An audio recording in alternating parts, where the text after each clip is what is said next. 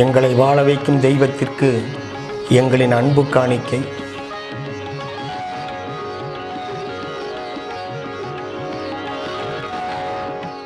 அனைவருக்கும் வணக்கம்.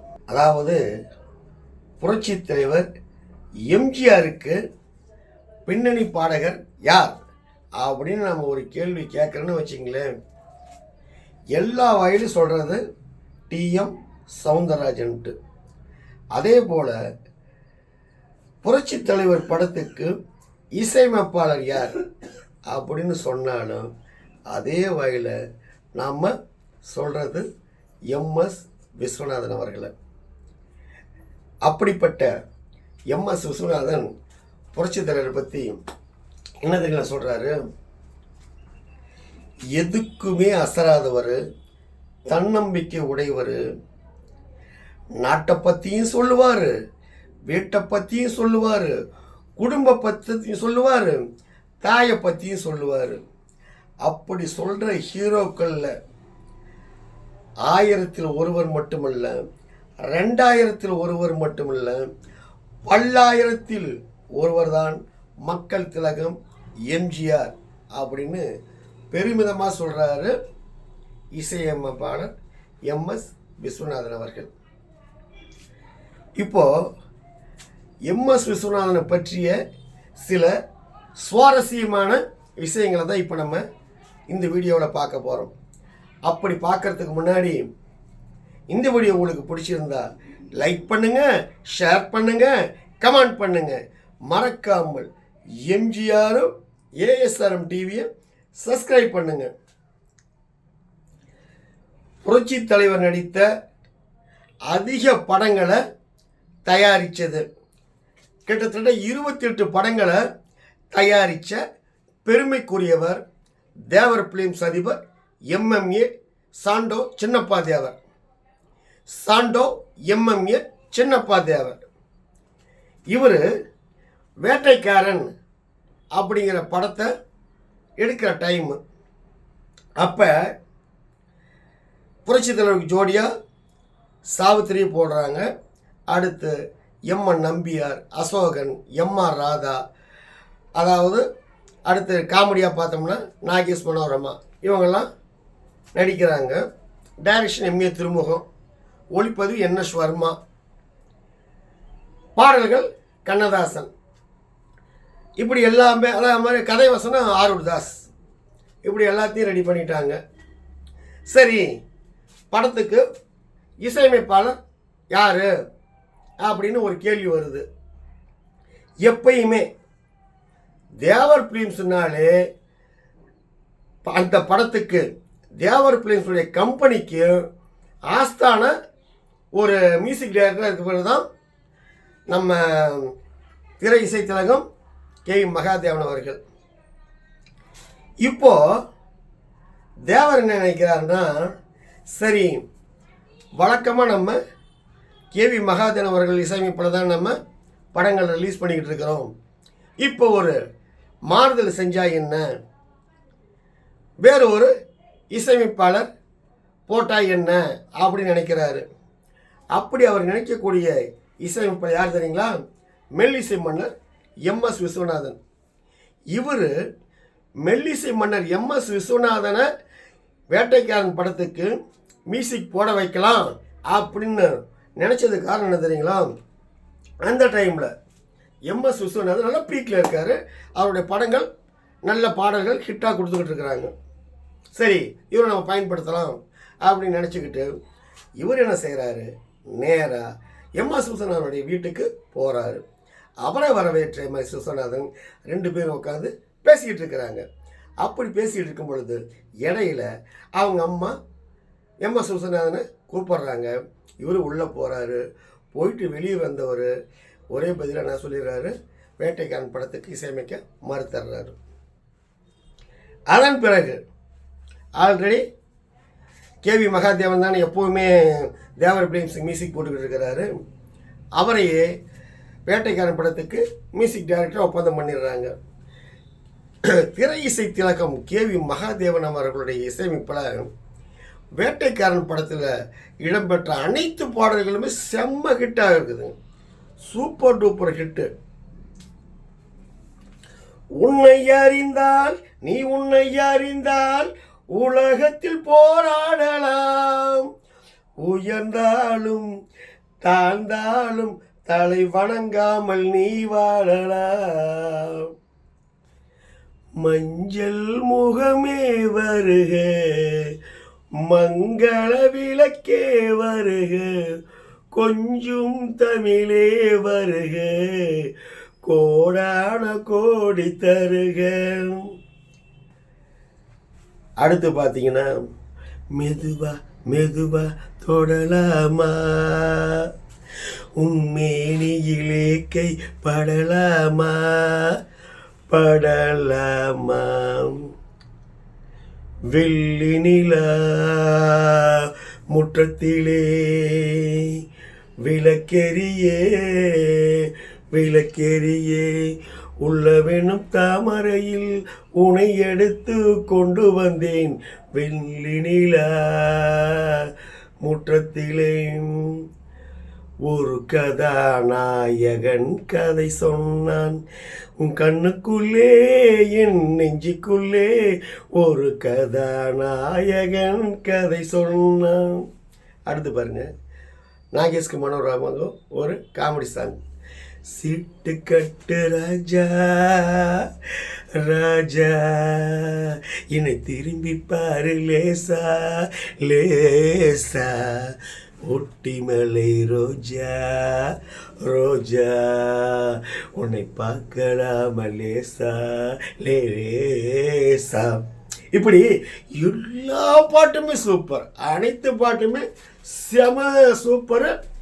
பாட்டும் சூப்பரு, படமும் சூப்பரு. மொத்தத்தில் வேட்டைக்காரன் சூப்பர் டூப்பர் ஹிட் படமாக அமைஞ்சது.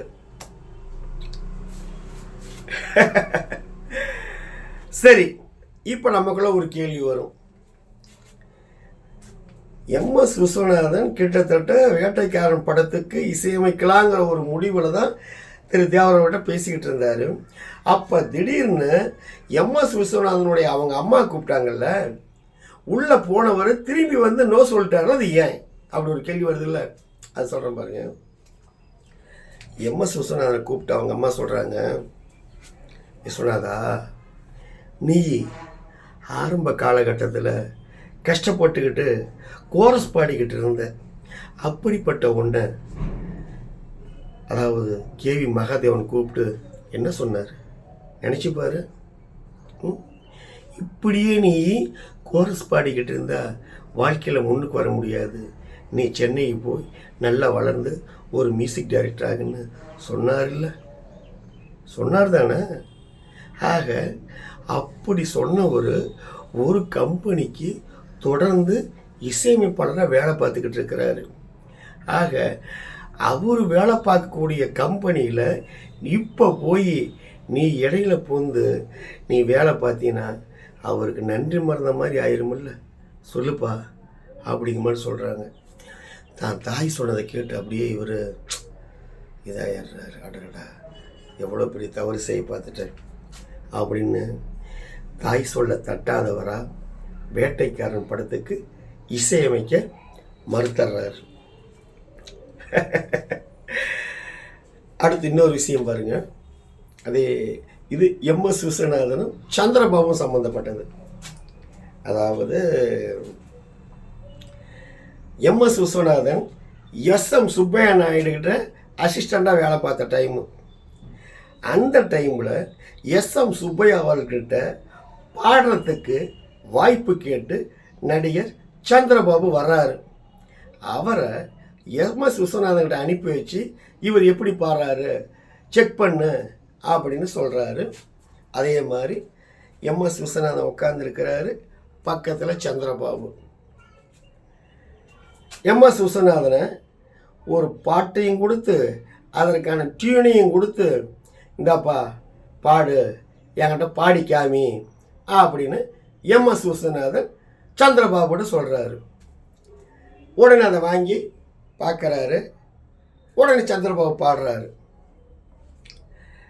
பாடிக்கிட்டு இருக்கிற டைமில் அந்த இடத்துல எஸ்எம் சுப்பையா நாயுடு வர்றாரு. வந்து எம்எஸ் விஸ்வநாதன் கேட்குறாரு, என்ன எம்எஸ் விஸ்வநாதா சந்திரபாபு நல்லா பாடுறா அப்படியா அப்படின்னு கேட்குறாரு. அதுக்கு எம்எஸ் விஸ்வநாதன் சிரிச்சுக்கிட்டே என்ன தெரியுங்க சொல்கிறாரு, என்னங்க தம்பியை பாட சொன்னால் பேசுகிறாரு அப்படிங்கிற மாதிரி சொல்கிறாரு.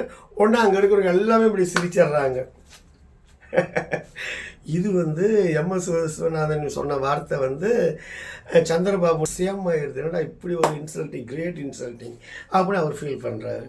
சரி சமயம் வரட்டும் பார்த்துக்கலாம் அப்படின்னு சொல்லி ஒரு மனசில் அவர் ஜாலியாக ஒன்றும் இதில் இல்லை, ஒரு ஜாலியாக அவங்க நினைக்கிறாரு. ஓகே நடந்துச்சா.